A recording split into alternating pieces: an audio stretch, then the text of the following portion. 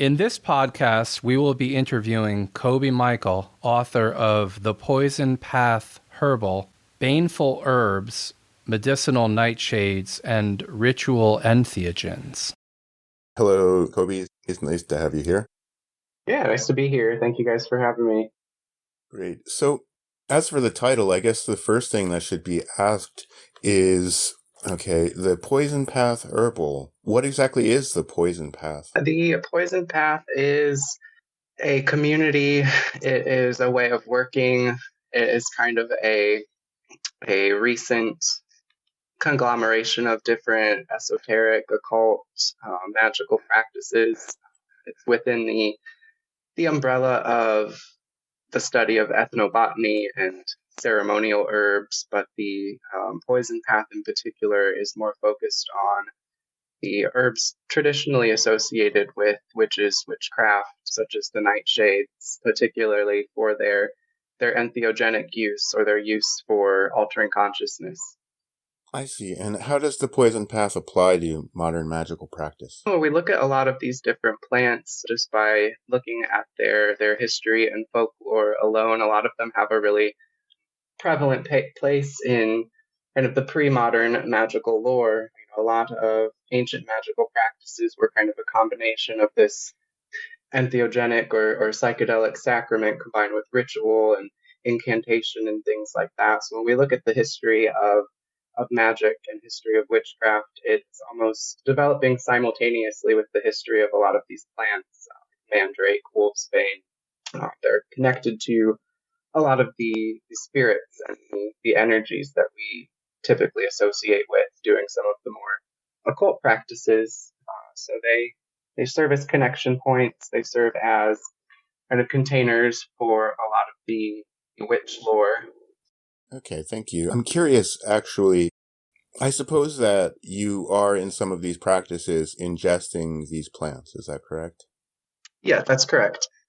And are they, for example, prepared as to remove the poisons, or is the poison part of the practice? The poison is definitely part of the practice. There is a very powerful cathartic component to working with plants that do have a poisonous potential. But the reason kind of for the use of the word poison so frequently is to also demonstrate that poison is on a spectrum, and our modern understanding of what is actually poisonous and toxic comes from a lot of fear-based reactions and missing of information and things like that. There's a big gap in a modern Western society when it comes to the ceremonial use of plants, and a lot of these ceremonial herbs that have these effects, in the modern Western world would be considered poisonous, but it's the same substances that make them poisonous, that make them psychedelic and make them medicinal. So it's all about the dosage, the method of preparation, and also largely based on the specific plant that you're using, because there are a lot of benign entheogenic herbs as well that aren't necessarily what we would consider poisonous. Yeah, I was happy to see the quote from Paracelsus in your book. Only the dose permits something not to be poisonous. Yeah, definitely. That's kind of a mantra of practitioners among the Poison Path. How much of the loss of this practice would you attribute to the persecution of witches?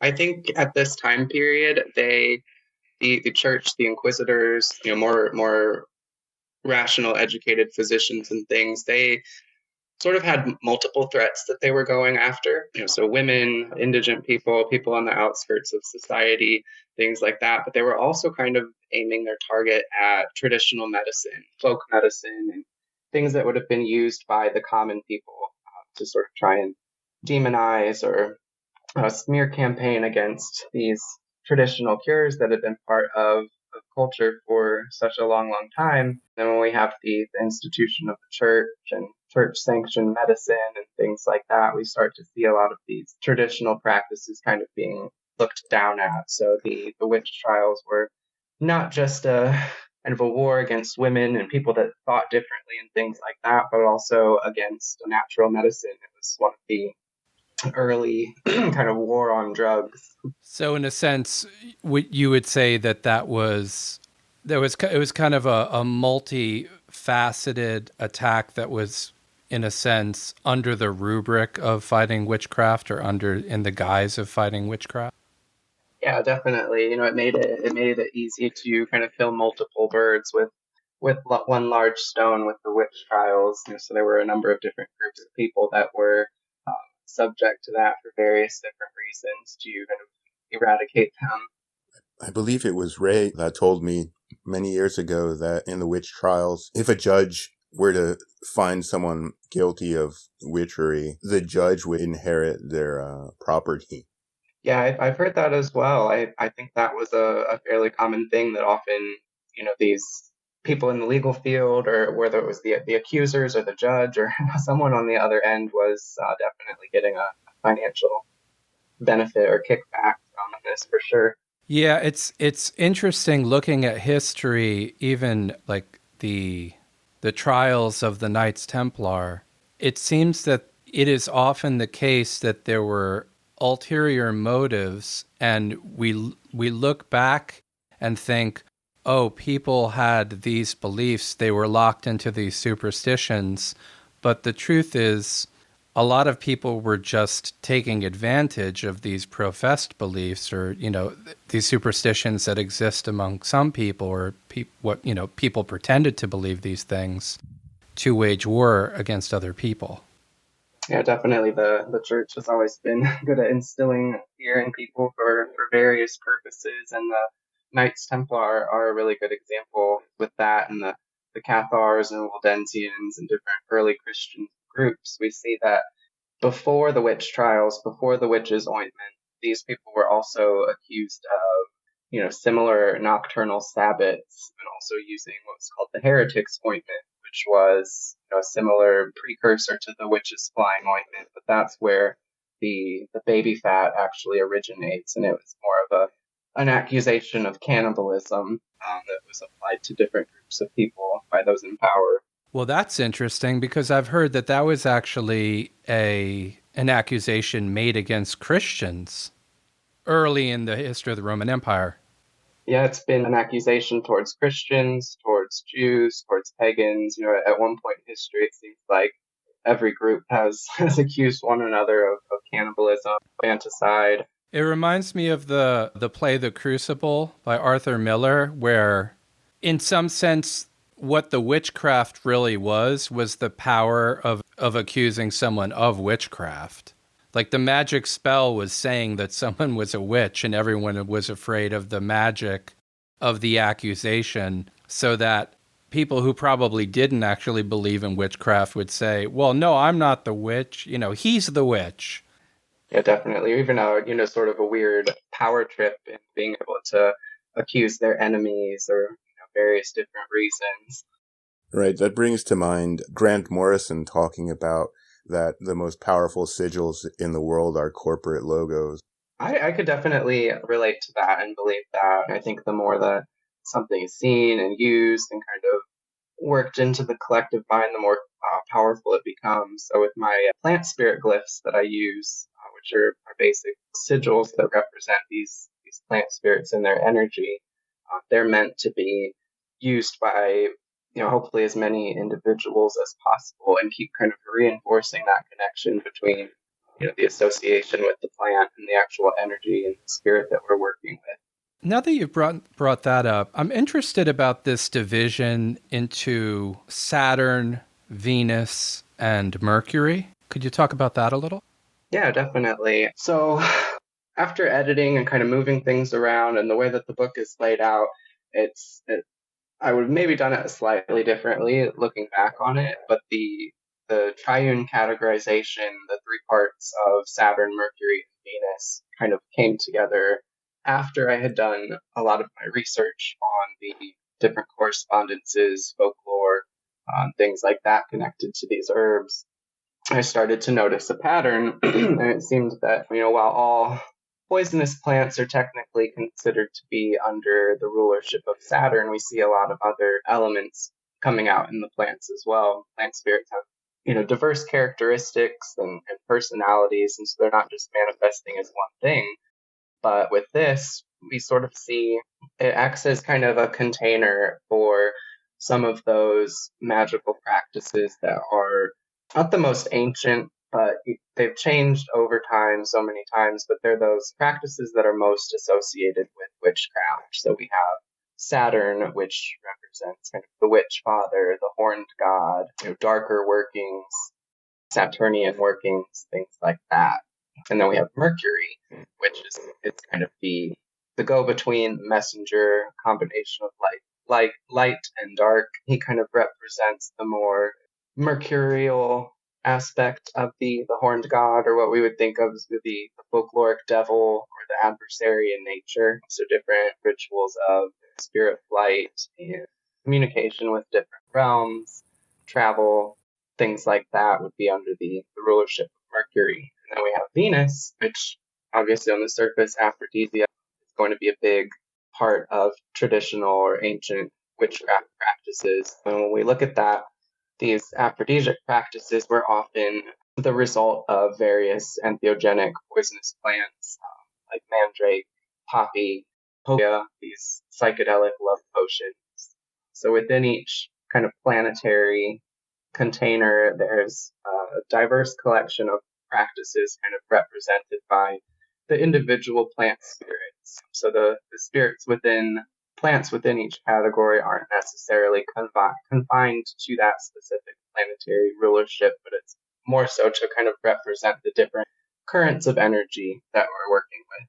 Right. Well, that's really interesting when you talk about a kind of spirit flight and Mercury, because you look at the days of the week and you can make a connection between Mercury and Wednesday and the god Odin, and he is in fact associated with spirit flight and like the ghost riders in the sky.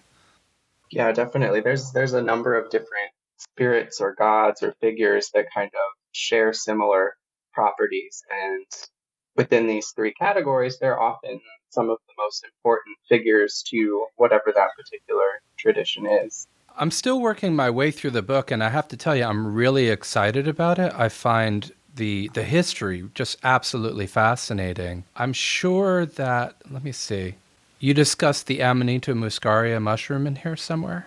I do briefly. The section on Amanita is in the Venus chapter, I believe. Talk about it a little bit. I don't go into a whole lot of detail on Amanita in this one. This particular book is heavily focused on the nightshades. Well, one thought that arose when you're talking about spirits being associated with plants, and I understand that what you're talking about, your focus on the nightshade. I'm wondering, there seems to be some affinity between the way that you talk about these things in a broad sense and Terence McKenna. Okay. Not sure that I'm familiar with that. Oh, so he talks a lot about having, in a sense, a kind of communion with the mushroom when he eats the mushroom, and that the mushroom is communicating with him. Oh, definitely. Yeah, there's definitely a rapport with the plant spirit. There's a large ritual component and mindset, and that's what really kind of distinguishes things from recreational use and entheogenic use, and that has a large influence on the experience itself, and whether you're going to get any actual insight or just feel sick or whatever that may be. The reverence, devotion, the spiritual aspect is one of the most important parts. Well, that's an interesting, that's a great point. There's a passage that you have on, I think it's page 29. You say, many people, upon hearing of their use in spirit work and witches' flight, view these plants as magical potions, nothing more than a pill that can be taken to gain its prescribed effect. But these sacred plants are not a shortcut to spiritual knowledge or magical power, just as they are not pleasant highs to be chased by the recreational drug user. From a magical perspective, these plants cannot simply be reduced to something profane and utilitarian. And I have to say that I've known people who used the idea of shamanism to justify just recreational drug use. And they really didn't have a method of practice. But some of those people stumbled into experiences through that recreational drug use, and they became interested in having a more reverent relationship to entheogens, almost as if the fear of God had been put into them. Definitely sort of a renewed respect after repeat experiences. I could definitely relate to that. Experimenting with different psychedelics in high school and things like that, and not really, just doing them just to do them is a huge difference, compared to experiences now years later, in the mindset and the results that I'm getting from the experience, and then also the amounts of things that you're needing to consume is generally much smaller, when you're using these other trance-inducing techniques and using these other ritual tools, that are hopefully already part of your practice if you're approaching this from a spiritual point of view. I read somewhere you mentioned fasting and abstinence from sex. Yeah, definitely. Those are all tools that can be used to kind of enhance the experience, drawing it out over a longer period of time. Generally, these types of experiences, the more intense ones anyway, are going to be done as rites of passages. So during major transition periods in life, it may be done as to sort of facilitate a cathartic healing experience, whether it's after trauma or addiction or something like that. So this type of an application is something that's, only going to be done every once in a great while, hopefully. So the more kind of ritual and preparation and layers to that you can add, potent the benefits are going to be. With the fasting, that is going to ensure that you're getting the optimum effects, that the components aren't being absorbed by the foods that you've eaten. There's the belief that heavy meats, fats, alcohols, sugars, they interfere with the various different plant spirit medicine. So avoiding those will enhance the experience.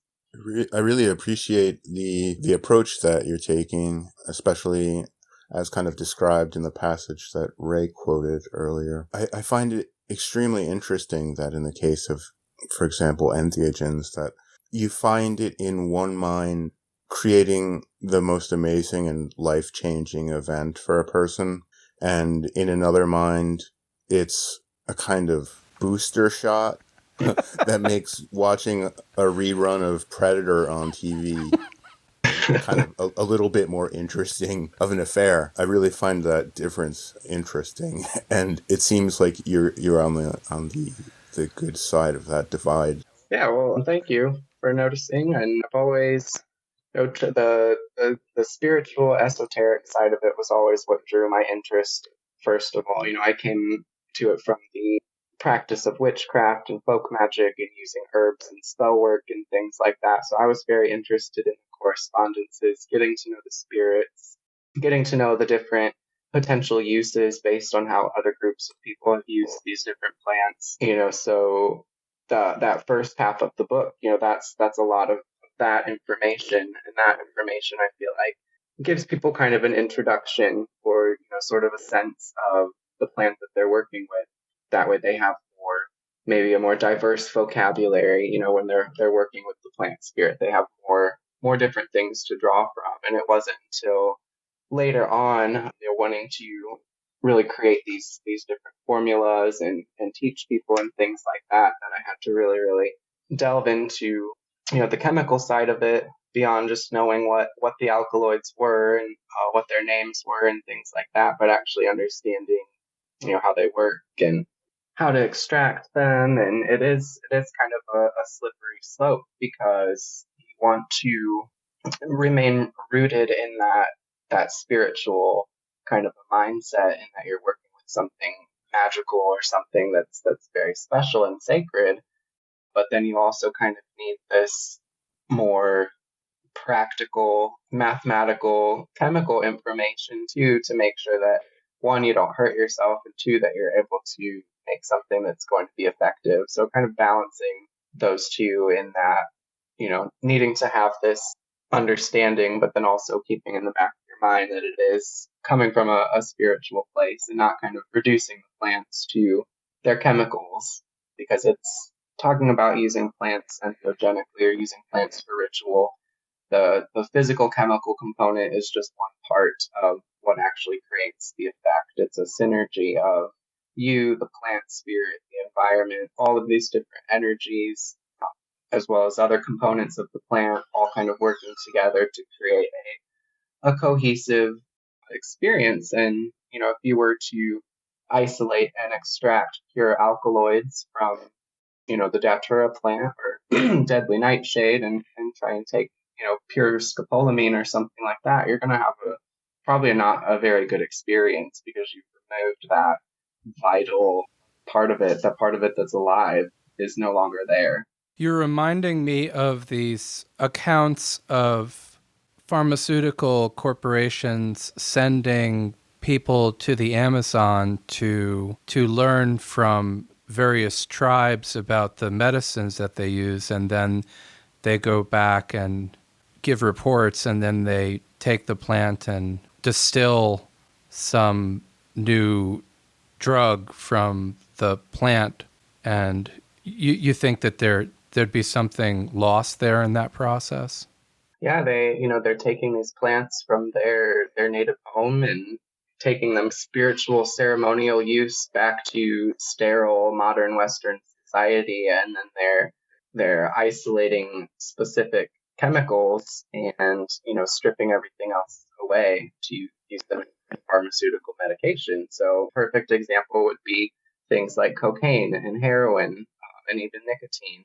While those are sort of naturally derived, they've been through such a chemical process that has stripped them of anything that's going to be healing, that we have all of these issues, addiction, overdose, things like that. So what is kind of not being taken into consideration by these people going around looking for new cures or whatever, is that a major component of those people using those plants was that it was also done in a ritual setting, religious connotations, and also just very deeply ingrained into their culture and their society and the way that they perceive the world.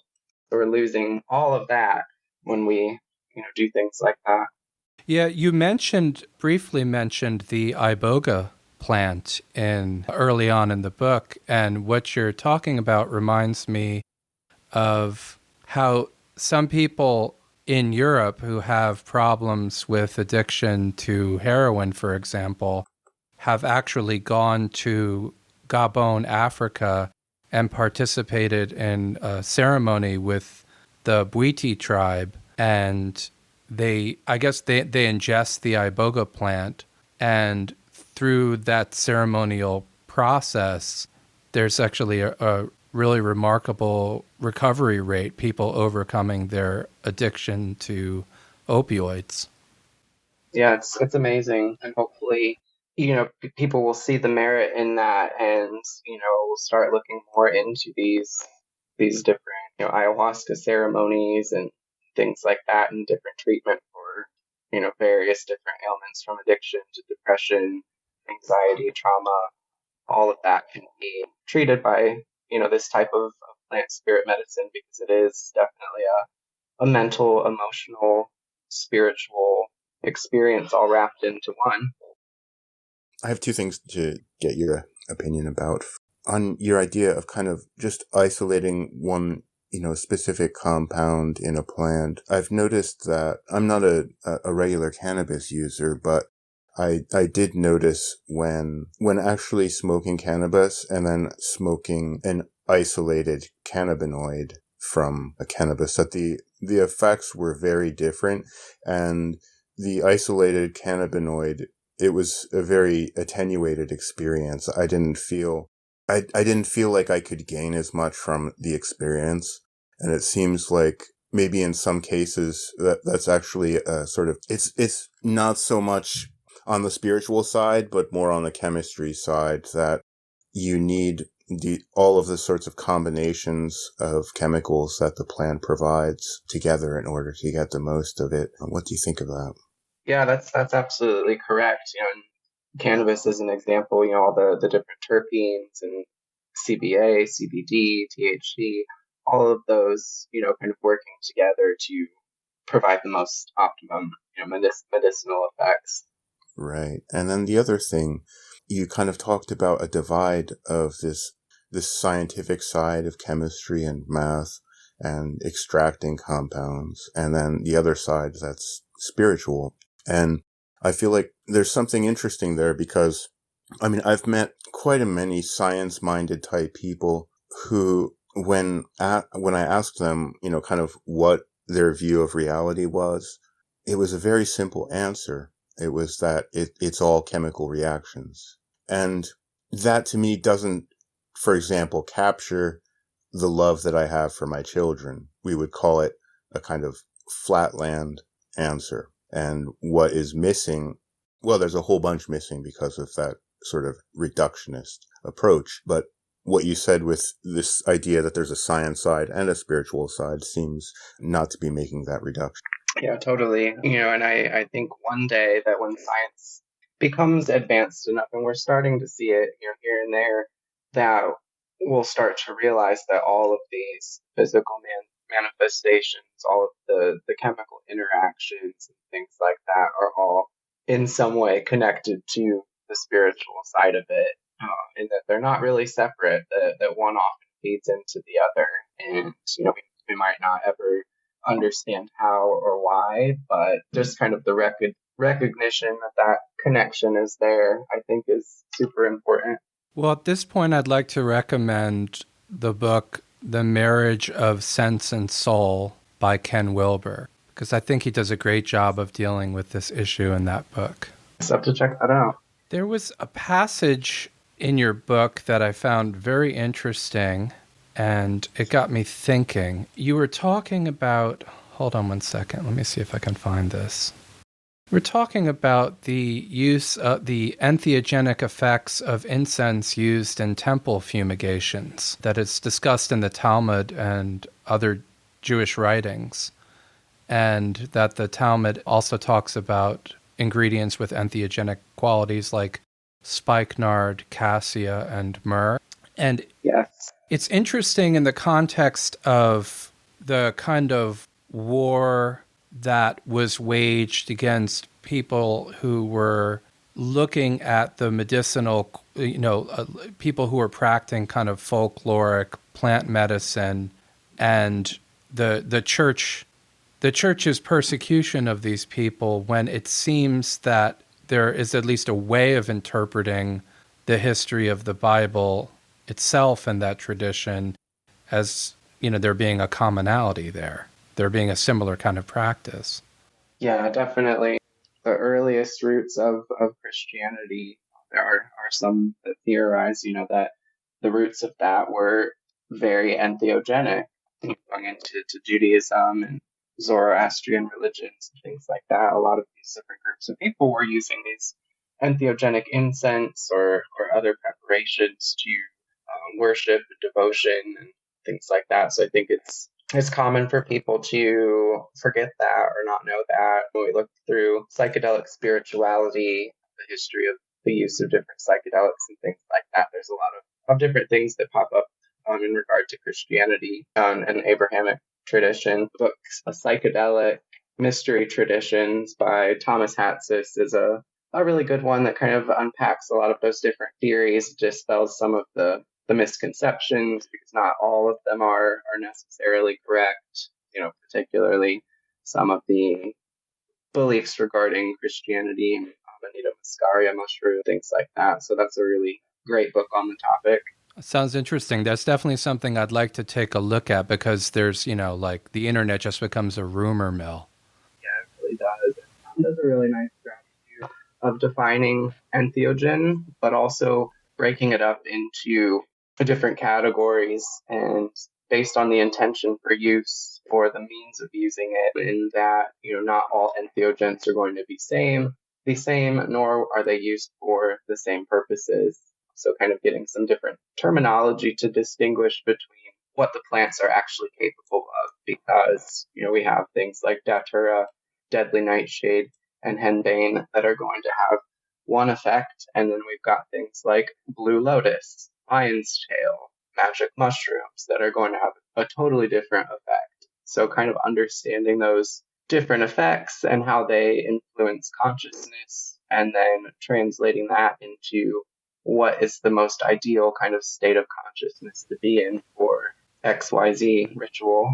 Well, speaking of Henbane and Datura, there's a really interesting passage in your book where you mention the German folklorist Will Erich Poich, and how he experimented with a dose of Henbane, Mandrake, and Datura, and described wild rides, frenzied dancing, and other weird adventures connected to medieval orgies. This is where it gets really interesting in the few accounts that we actually have from, relatively around the same time period. A lot of the themes that they describe are just basically describing a witch's Sabbath, or a pagan orgy ceremony, animals, humans, very sexual overtones, a lot of times very dark, and that's usually kind of the nature of what you would call the trip on tropane alkaloids or nightshade alkaloids. Right. Speaking of weird adventures, I remember a long time ago, I was on a lunch break from my job, and Ray said to me, "Here, have this tea." And I drank it and I went blind.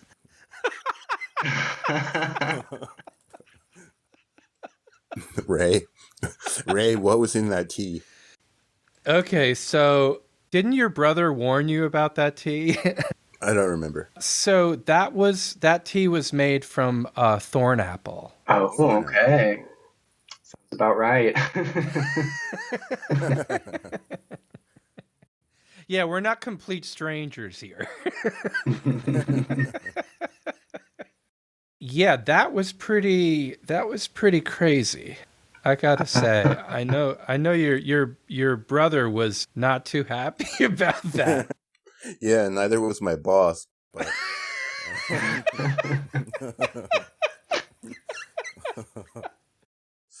so, speaking of the dangers there, what kind of typical precautions do you take? So with nightshades in particular, plants like thornapple, deadly nightshade, even henbane and mandrake, typically we would tell people never to ingest them orally in the form of a tea or anything like that.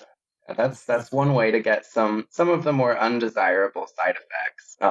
That is I may have had a noted. similar experience. Okay, so I admit there were times when I was reckless in my behavior, but that's something I'm maturing towards an understanding of. Yeah, it happens. I mean, they're poisonous plants. We're not approaching them for, we're not risk takers. So Right. I feel like magic, Well, I imagine, witchcraft in and of itself is inherently risky.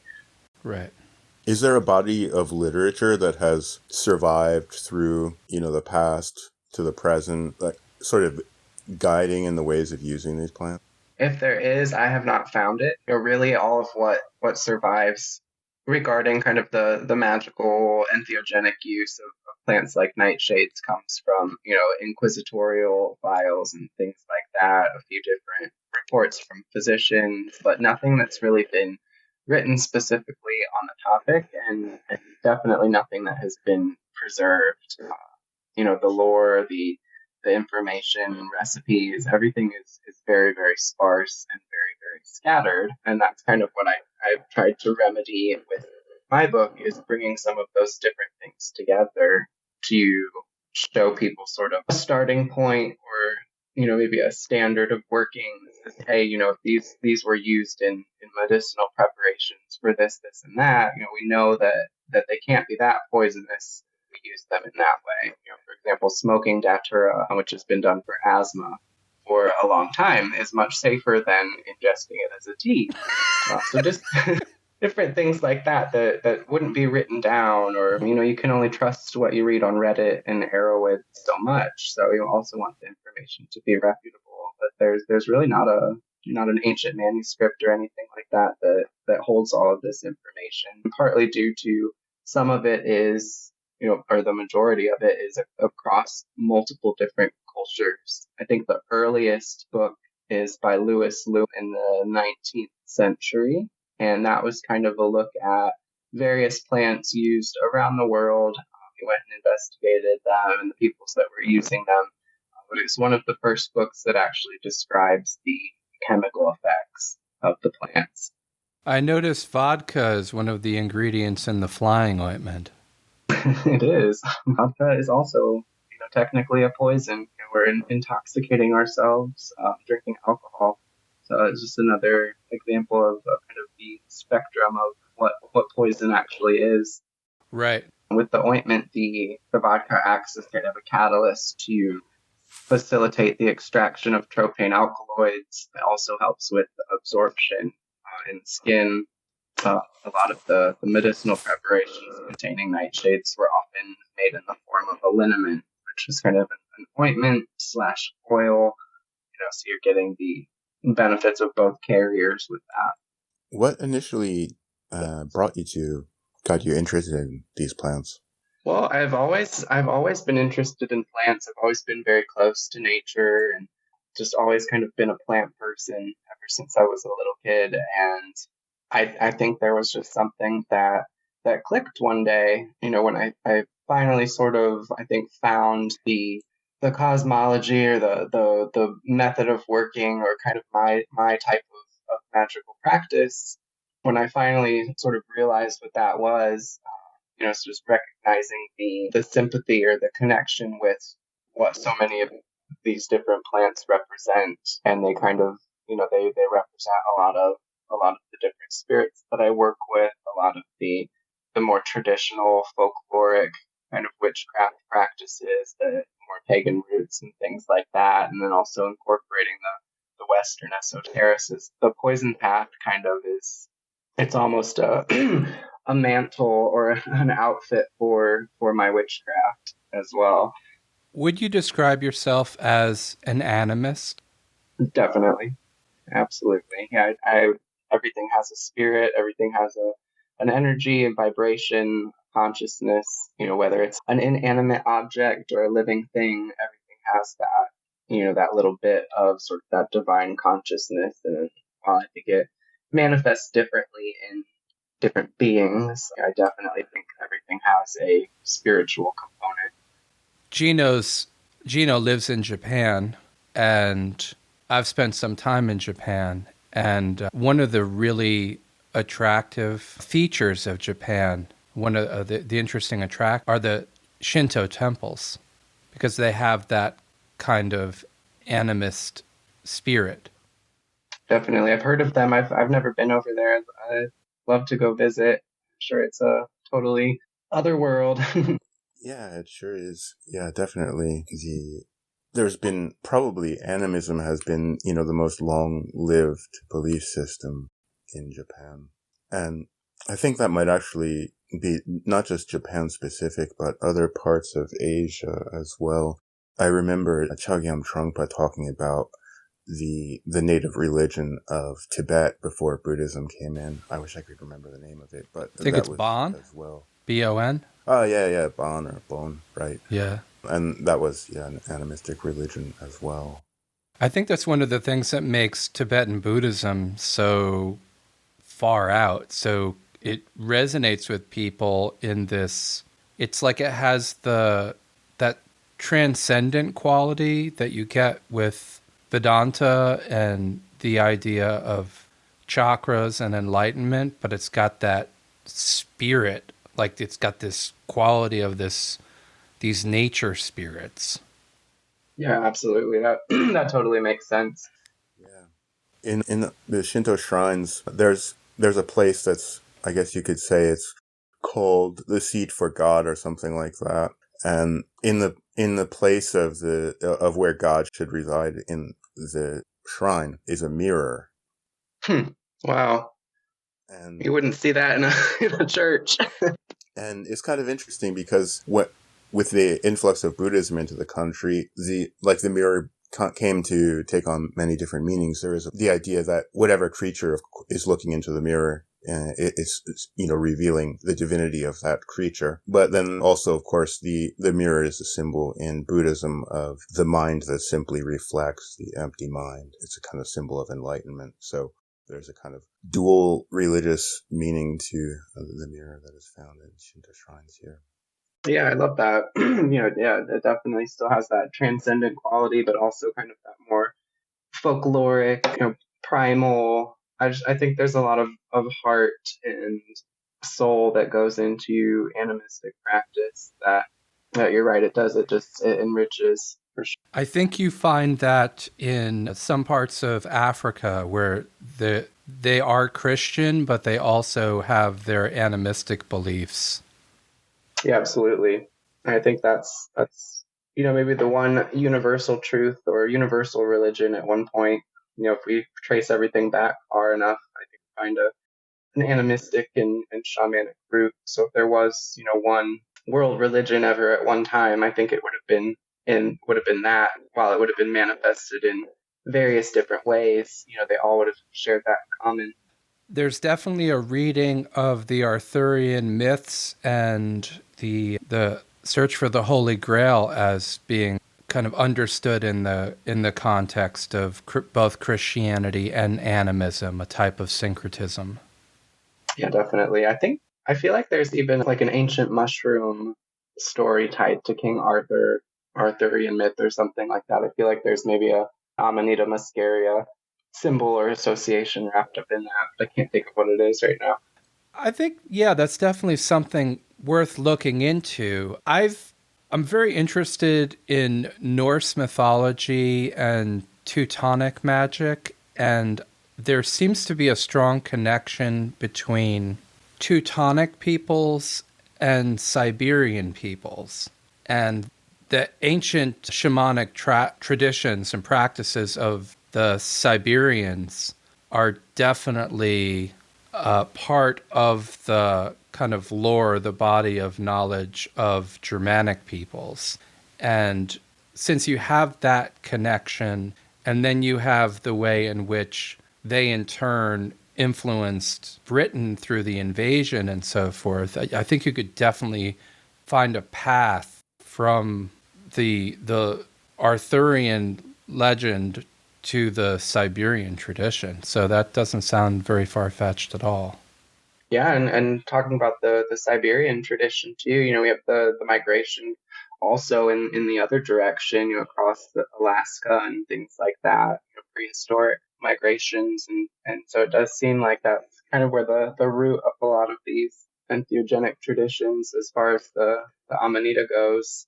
And then you have the Sami people, which are kind of in that in between Russia, Europe, Siberia, and that area, and they're still around, and they're known for their Amanita rituals and consumption, and that may be sort of the link between those two different groups. I'm feeling a very strong urge suddenly to become some kind of world-traveling psychonaut. yeah, it's nice. Yeah, it's interesting thinking about, I don't know if this is the conspiracy theorist in me coming out or not, but the connections that have been drawn between the Siberian practices and Amanita muscaria and Christmas have truly fascinated me. Yeah, some interesting connections with that. Tom Hatsis, in the book that I mentioned, the Psychedelic Mystery Traditions, actually goes through the Amanita story and talks about the connection to Santa Claus, talks about some of the different associations with Christianity, and kind of like unpacks those myths and those legends, and kind of like where all of those different symbols and things came from. Pretty interesting. I remember seeing ancient paintings of Jesus, and his halo was made of mushroom gills. Yeah, crazy, right? I feel like this is where we're slipping a little bit into, I want to get into a time machine and go back to the golden age. Definitely. Golden age of Saturn. Well, I have a big question. What exactly, this is a little bit of a kind of devil's advocate thing, but what exactly is all of this about? Why Why does the poison path exist? Why are you on it? What's the point? That's a really good question. And I don't know if I will necessarily know the answer to that until I get to the end. But right now, it seems to be very important. It seems to be fulfilling a very important role, whether we talk about it, from the poison path or looking at it from psychedelic spirituality, not even, talking about plants that are potentially poisonous. But people are starting to see the value in these different states of consciousness. Even people in mainstream society with microdosing and things like that. So for me, it's been a major journey of kind of like personal healing and dealing with some of my own stuff. And shadow work is a big part of the poison path and working with poisonous plants and things like that. But it's also been about just sharing a passion, sharing information, sharing the stories about these plants that are so fascinating, kind of bringing them up and out of the dark, because for the past 100 to 200 years, they've kind of been left out of herbal medicine, and also, kind of left out of magical practice as well, and sort of treated as, these fantasy ingredients that were included in recipes to make them sound witchier or something like that. So to me, the poison path sort of represents my own personal development.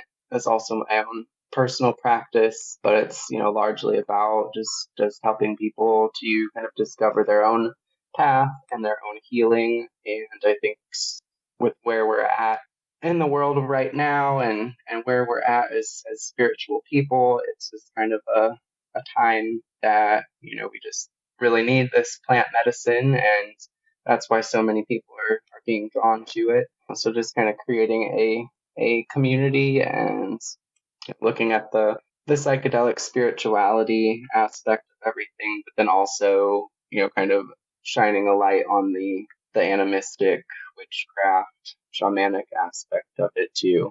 Yeah, I have to say that sounds like a fun community.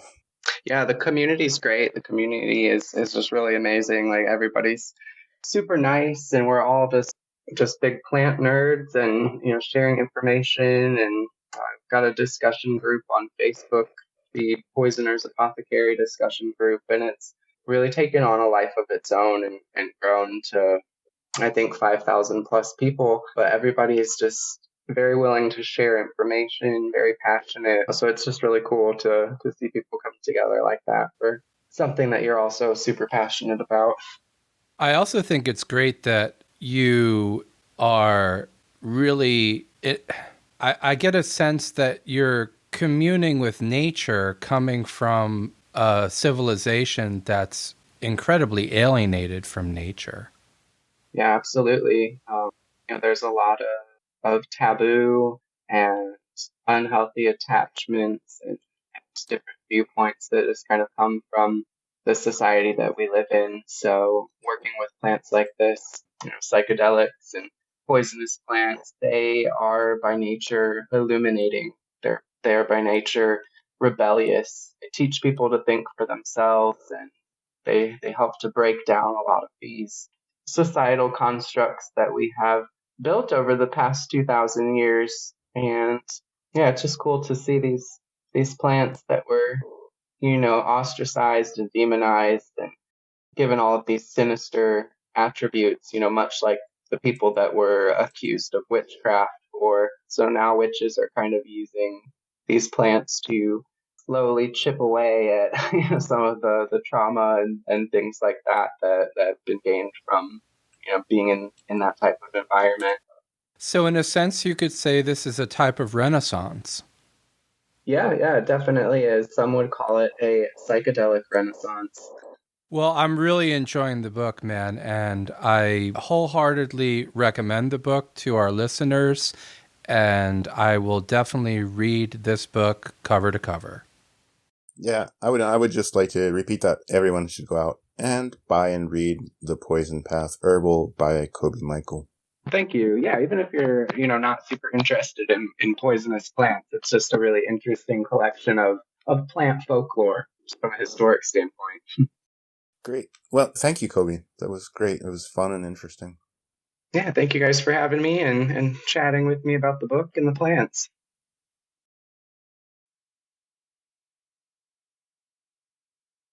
So do you want to just try to wing the outro and see what happens? Yeah, I think winging the outro is a good idea. We could say, if we were going to record an outro, then maybe we should say this and that. Yeah, like you've been listening to Phenomenoumena with co-hosts Ray, I am he. And Gino. Yeah, well, we could do it like that. Yeah, and then we could direct them to all the places where the podcast would be found. Spotify, iTunes, wherever they are. And, check out our webpage, Phenomenoumena.com. What about using this? Can we use this? Yeah, I think maybe we should use this.